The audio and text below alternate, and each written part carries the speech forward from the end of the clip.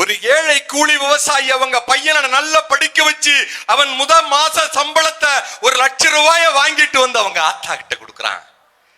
அம்மா அம்மா 1 ரூபா 2 ரூபா கூட பார்த்த செல்லன்னு சொன்னியே ஆத்தா, இன்றைக்கு உன்னுடைய மகன் 1,00,000 ரூபாய் சம்பளம் வாங்கிட்டு வந்திருக்கேன், என்னை ஆசீர்வதியுங்கள் தாயே என்று அவங்க அம்மா கிட்ட கொண்டு போய் கொடுக்கறான்.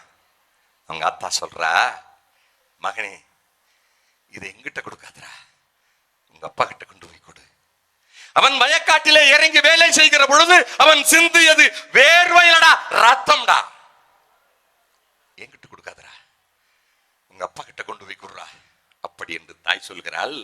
அப்பொழுது மகன் சொல்றான், அம்மா அம்மா என்னை மன்னித்து விடுங்கள் தாயே, நான் அவரிடத்திலே கொடுக்க மாட்டேன், உங்ககிட்ட தான் கொடுப்பேங்கிறான்.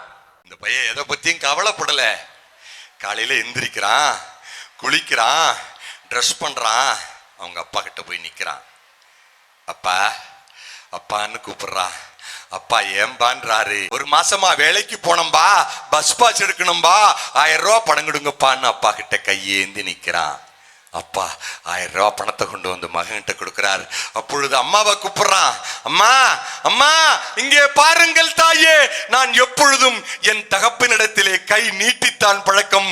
நான் கை நீட்டுகிற பொழுது என் கை கீழே இருக்கும். எப்பொழுதும் என் தகப்பன் எனக்கு கொடுத்துத்தான் பழக்கம். அவர் கொடுக்கிற பொழுது அவர் கை மேலே இருக்கும். இன்னைக்கு நான் சம்பளத்தை வாங்கிட்டு வந்து என் தகப்பனிடத்திலே கொடுத்தால் என் கை உயர்ந்து விடும், என் தகப்பனின் கை தாழ்ந்து விடும் தாயே.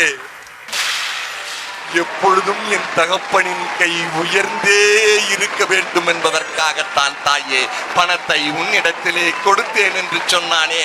அப்படிப்பட்ட பிள்ளையை யாரா உருவாக்கினா? என் முப்பாட்டன் காமராசன் உருவாக்கிய பிள்ளைகள் தான் இன்றைக்கு நாங்கள் வாழ்ந்து